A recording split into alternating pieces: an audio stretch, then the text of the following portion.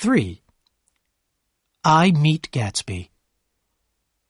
My neighbor, Mr. Gatsby, gave parties all through the summer. Nearly every night his house and gardens were full of music. Men and women walked among the beautiful flowers, laughing, talking, and drinking champagne. In the afternoons, Gatsby's guests swam in the sea or sat on his beach. His motorboat roared across the bay. Every weekend, Gatsby's cars carried his guests to and from the city. Colored lights hung from the trees in Gatsby's gardens. Food was brought from New York, rich, beautiful food, and it was put on long tables under the trees. There was every kind of drink. At 7 o'clock, the band started to play. Cars from New York were parked outside Gatsby's house. Soon, everyone was a little drunk and talking to people they had never met before. As it became dark, the lights grew brighter. The music and laughter were louder now.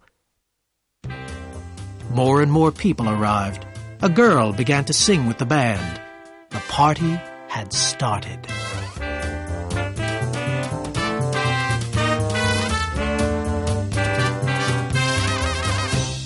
Not all these people had been invited to Gatsby's house. All kinds of people drove out to Long Island and stopped outside Gatsby's door. Then they joined the party and started to have a good time. Sometimes they were introduced to Gatsby. Sometimes they never saw him. One day, I was invited to one of Gatsby's parties. As soon as I arrived, I began to look for Gatsby to thank him for his invitation. But no one knew where he was. As I went to get a drink, I saw Jordan Baker. I walked towards her, glad to see someone I knew. "I thought you might be here," Jordan said. We took our drinks and sat down at a small table under a tree. Jordan began to talk to a girl in a yellow dress. "Do you come to these parties often?" Jordan asked her. "Why, I come here when I can," the girl said. "No one cares what I do, so I always have a good time. Last time I was here, I tore my dress. Do you know, Gatsby sent me a new one? It cost him $265. "There's something strange about a man like that," another girl said. "He doesn't want any trouble from anybody." She leant across the table and said, "Somebody told me that Gatsby killed a man." "Oh, I heard he was a German spy," a man added. "Oh, no. He was in the American army in the war, but I'm sure he's killed a man," someone else said, and the girls laughed excitedly. Supper was now being served. Jordan and I left our table and went to look for Gatsby. The bar in the garden was crowded, but Gatsby wasn't there. We walked into the house, opened a door, and found ourselves in a library. A fat, middle-aged man was leaning against the table. He stared at us through his round glasses. "What do you think?" he asked. "All these books, they're real." "Are they?" "Sure. I thought they were made of cardboard. Here, look. Gatsby is smart. He does everything right." And the man held up a book in front of our faces.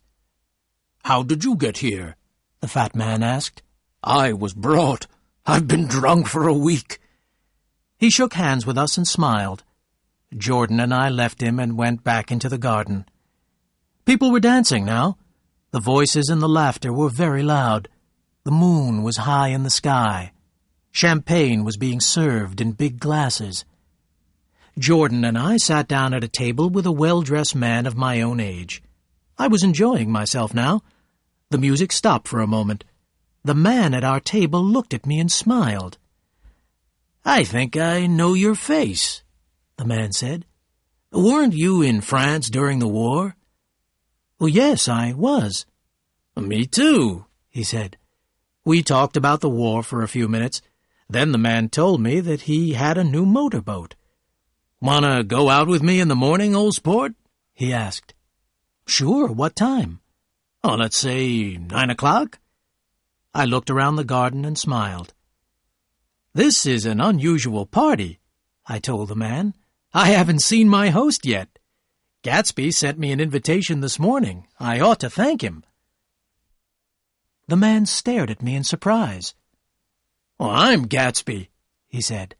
"I thought you knew, old sport. I'm not a very good host, am I?" Gatsby smiled. He had a pleasant smile.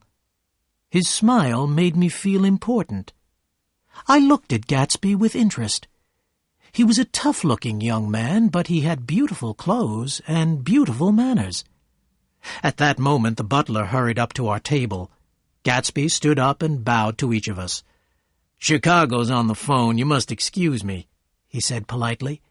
"Please ask for anything you want, old sport. I will see you again later." When Gatsby had gone into the house, I said, "Who is he, Jordan? Does anyone know?" "He's a man called Gatsby, that's all I know." "But where is he from? What does he do?" "Now you've got interested in him," Jordan smiled. "Everyone does. He told me once he was educated at Oxford, England, but I don't believe it." "Why not?"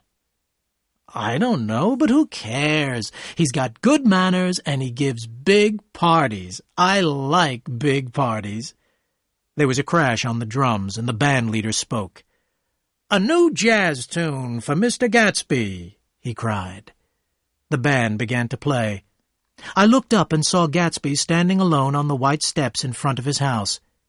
His face was tanned and his hair was cut short. Gatsby stood there, very straight, his hands in his pockets. I wondered why people seemed a little afraid of him. When the jazz tune ended, every girl kissed the nearest man and fell into his arms, half drunk. But there was no girl in Gatsby's arms. He stood there on the steps alone. The butler came back to our table.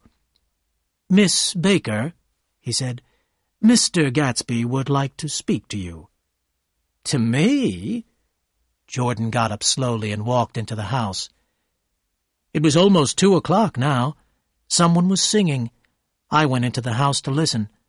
A tall woman was standing by the piano, very drunk. As she sang, she cried. Suddenly, she dropped her glass and fell back into a chair, fast asleep. It was time to go home. As I walked towards the door, Jordan Baker and Gatsby came out of the library together. "I've heard the most surprising thing," Jordan told me quietly, "but I can't tell you about it. It's a secret." She yawned. "I must go. My friends are waiting. Do phone me." A few guests were standing near Gatsby. I went up to him to say goodbye.